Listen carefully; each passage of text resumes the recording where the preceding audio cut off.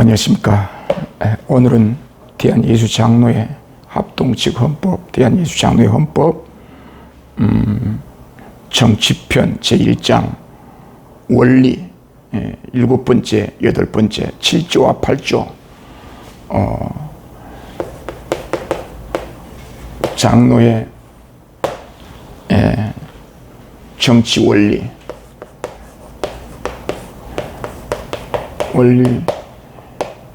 7조 7위권 8조 권징. 오늘은 우리 장로회 정치 원리 가운데 7위권과 권징에 관해서 한번 살펴보도록 하겠습니다. 조문을 한번 읽어보겠습니다. 제7조 7위권. 7위권은 지리로나 그 택해 세운 대표자로 행삼을 묻지 않고 하나님의 명령대로 준봉 전달하는 것뿐이다. 대개 성경은 신앙과 행위에 대한 유일한 법칙인즉 어느 교파의 지리에든지 회원의 양심을 속박할 규칙을 자유로 제정할 권리가 없고 오직 하나님의 계시하신 뜻에 기인한다라고 규정하고 있는데요. 우리 교회는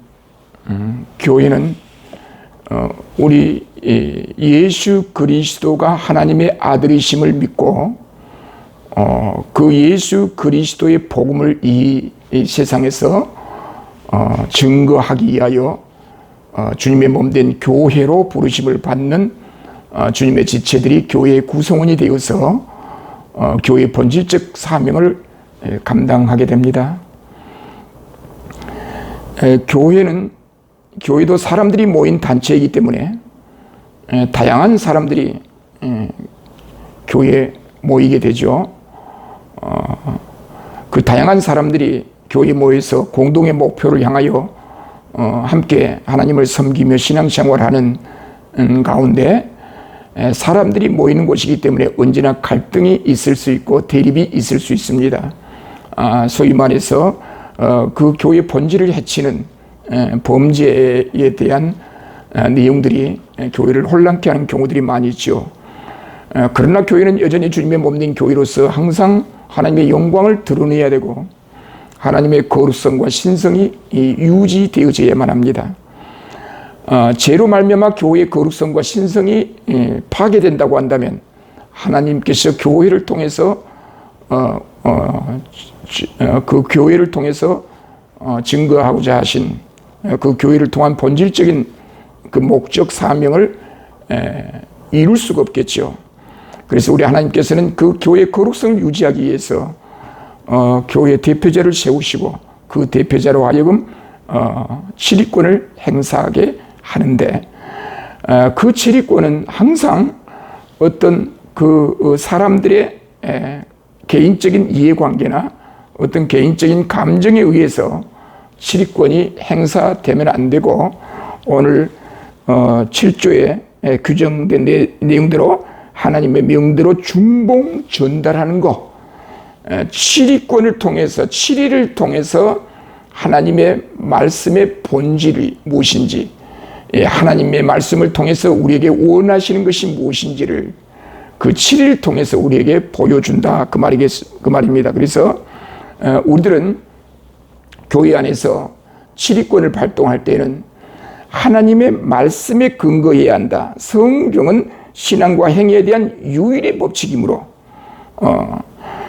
그 성경에 근거해서 7위권이 행사되어져야지 어떤 대표자, 직원, 목사, 장로 그 개인적인 사견, 감정에 의해서 7위권이 행사되면 안 된다. 오직 하나님의 계시의 뜻에 기인해야 한다.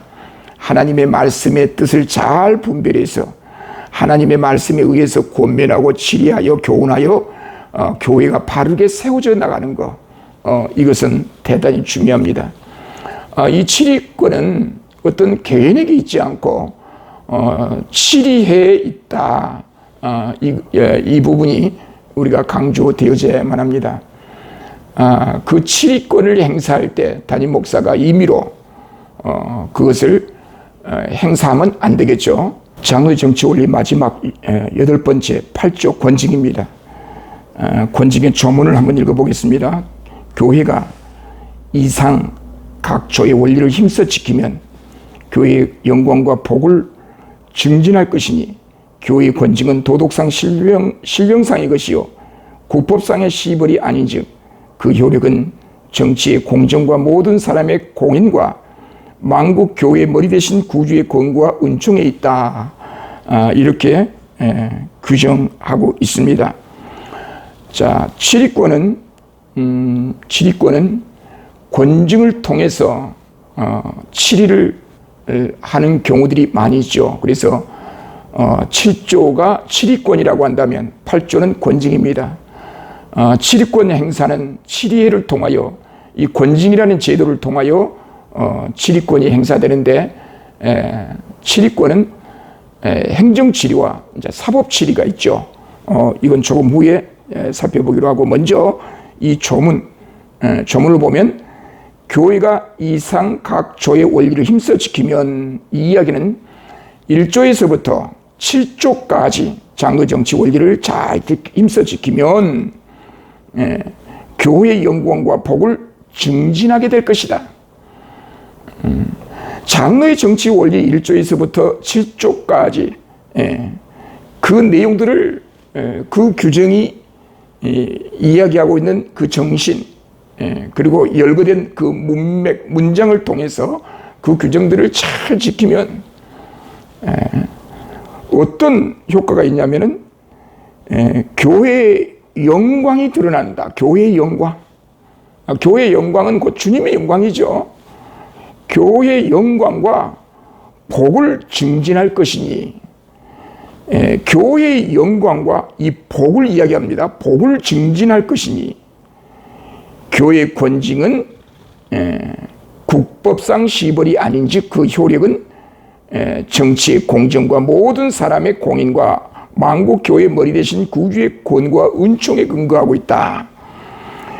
치리권은 유형교회의 특징에 따라 제도화된 지상교회는 늘 조직과 질서가 필요하죠.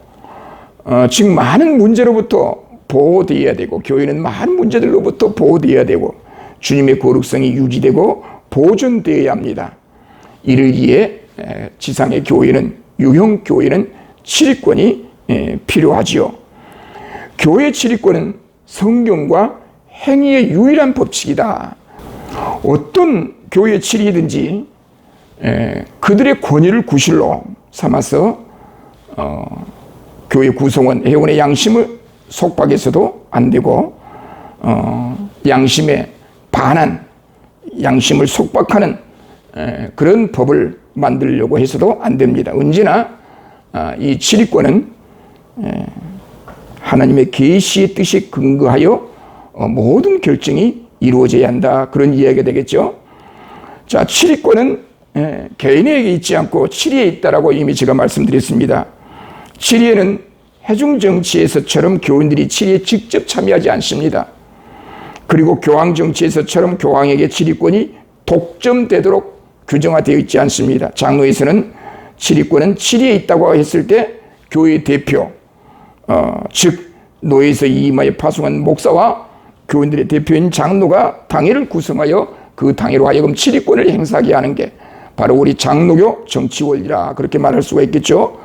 교회가 치리를 하고 권징하는 일에 힘을 다해 엄격히 시행하는 것은 교회의 영광과 행복을 증진케 하는 중요한 요건임에 틀림이 없습니다. 교회 치리권은 교회의 도덕상 신령한 영적인 문제이지 국가의 법원의 판결과 같은 것이 아니라는 의미가 되겠죠. 따라서 그 권징의 치리권의 효력은 역시 교회 내부에서 발생되는 것이지 국가 판결과 같은 효력은 없다 할 것입니다. 그 치리권의 권징의 효력은 공정한 재판과 증인 많은 사람의 공인과 만국 교회 머리 대신 구주의 권과 은총에 있다. 이 규정은 권징의 효력에 관해서도 언급한 규정으로 권징의 절차는 엄격해야 합니다. 그렇지 않으면 그 효력을 인정할 수 없겠죠. 효력 있는 권징이 되려면 많은 사람의 공인, 즉 객관적으로 인정을 받아야 한다는 이야기입니다. 모든 사람들이 잘못되었다고 하는데 재판한 재판관들만이, 질의의 직원들만이 옳다 주장할 경우 그 효력은 인정받을 수 없는 경우가 있을 수 있겠죠. 물론 여론으로 재판해야 한다는 것은 아닙니다. 즉 모든 사람, 즉 다수가 인정할 수 있을 정도로 객관적이어야 한다. 하나님의 말씀 성경적이어야 한다. 그것을 의미한다고 할 수 있죠. 장로의 정치의 원리에 있어서 권징권이란 그 사람을 단죄하기 위한 목적이 아니라 회개하기 위한 목적입니다. 그리고 원래의 교회 모습이 지켜져 나가도록 해줍니다. 자, 장로 정치 원리 제8조가 언급한 대로, 8조에서 언급한 대로 교회의 영광과 복을 증진하는데 권징은 필요합니다. 그런데 문제는 이 권징을 행사할 때 합리적, 합법적이어야 합니다. 철저한 심리를 통해서 양자가 다 수긍할 수 있도록 해야 합니다. 양자가 수긍하는 일보다 더 앞서는 것은 교회 머리 대신 예수 그리스도의 권고와 은총이어야만 합니다. 자, 칼빈은 이 권징의 목적을 세 가지로 언급을 했는데, 첫 번째, 이 권징의 목적은 추악하고 부끄러운 생활을 하는 자들에게서 그리스도이라는 이름을 빼앗으려는 것인데, 그 이유는 거룩한 교회가 그들로 인하여 악하고 타락한 자들의 음모단체라는 인상을 주어 하나님에게 치욕이 되기 때문에 이 권징은 반드시 필요하다. 두 번째, 악한 사람들과의 교제로 인해 선한 사람들이 타락한 일이 없도록 막기 위해서 권징이 필요하다. 적은 누룩이 온 등에 퍼지는 것 때문에 사귐을 금하라. 그렇게 고린도전서 5장 11절을 인용하면서 칼빈은 권징의 필요성을 강조하고 있습니다. 칼빈은 세 번째로 죄를 범한 사람이 권징을 통해 회개하도록 하기 위해서 권징은 반드시 필요하다. 그렇게 이야기하고 있습니다. 자, 우리들은 장로의 정치 원리에서 늘 우리 자신들이 교회 주님의 몸된 지체로서 교회에서 사명을 감당할 때 내 자신의 안위보다, 내 자신의 어떤 이해보다 주님의 몸된 교회의 성결성과 거룩성을 늘 먼저 생각해야 합니다. 그래서 교회를 통해서 주님의 몸된 사명을 감당할 때 어떻게 사명을 감당하는 것이 올바른 길인지 우리 자신들이 늘 말씀에 의해서 자신을 처복종시키며 부끄럽지 않는 교인들이 되어야 되겠죠. 자, 여기서 우리들은 장로의 정치 원리 8원리 가운데 마지막 7번째 치리권, 8번째 권징, 이 마지막 장로 정치 원리인데, 이 7이라고 하는 것은 두 가지로 구분할 수 있는데, 교회에서 행정치리와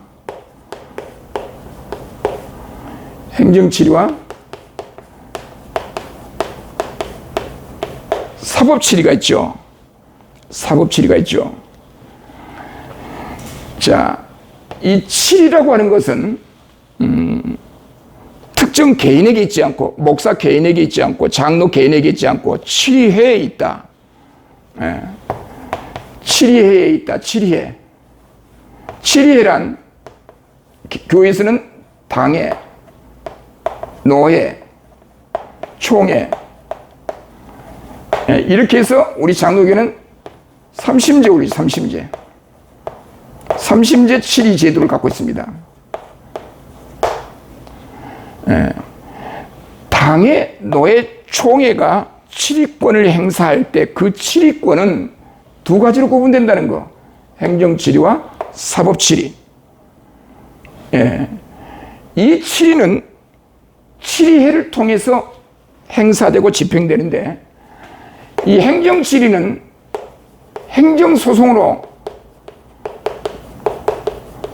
행정소송으로 이어지고요. 사법질의는 사법재판,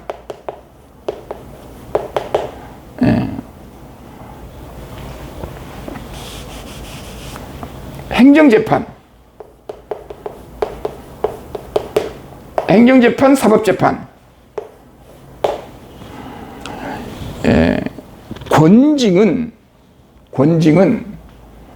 이 사법질의에 해당되는데, 권징은 사법질의에 해당되는데, 이 사법재판은 범죄 혐의에 대하여 심리를 통하여 옳고 그름을 가리는, 판결을 통해서 옳고 그름을 판결을 통해서 행사를 하죠.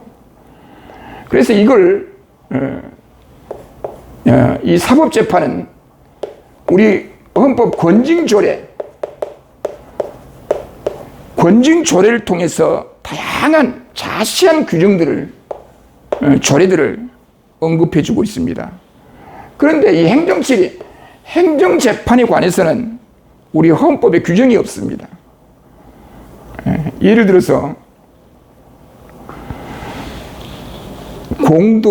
공동의회를 적법 절차에 의해서 소집하지 아니하고 소집 절차가 하자이거나 공동의회에서 결의를 잘못했다.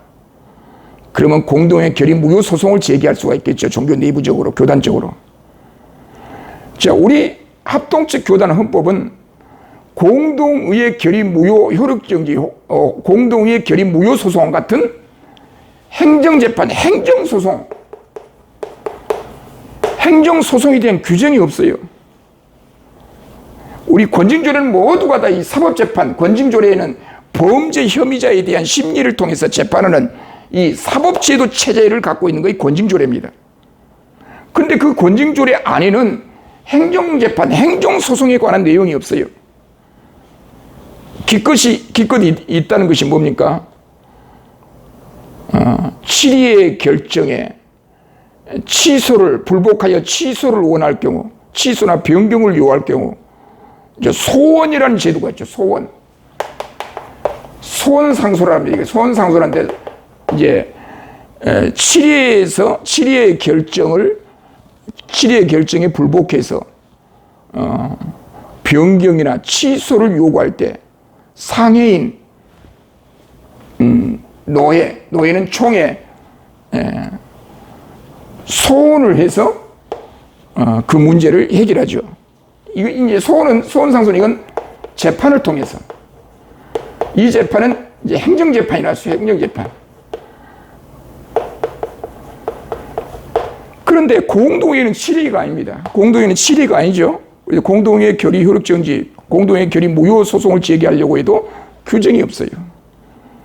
그래서 통합 측 같은 경우는 2007년에 헌법을 전면 개정하면서 권징조례에 행정질의, 행정재판에 대해서 많은 규정을 뒀어요.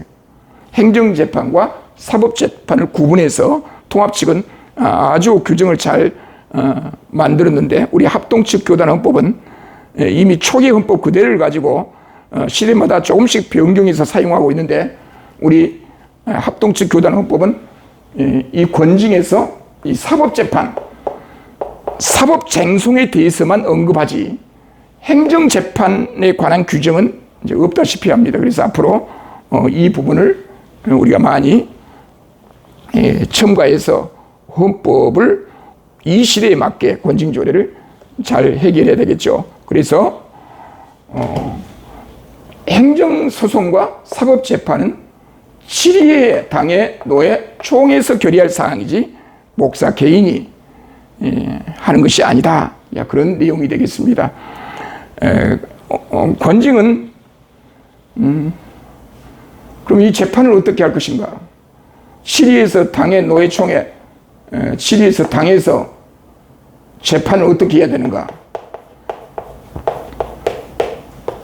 이 재판에 대한 문제는 권징조례에서, 헌법 권징조례에서 자세히 설명하고 있는데, 그때 이 권징졸의 편에 가서 이 재판의 절차를 한번 살펴보도록 하겠습니다. 오늘은 장로의 정치 원리 마지막 지리권과 권징에 관해서 살펴보았습니다. 다음부터는 제2장 우리 정치편 제2장 교회론에 관해서 알아보도록 하겠습니다. 감사합니다.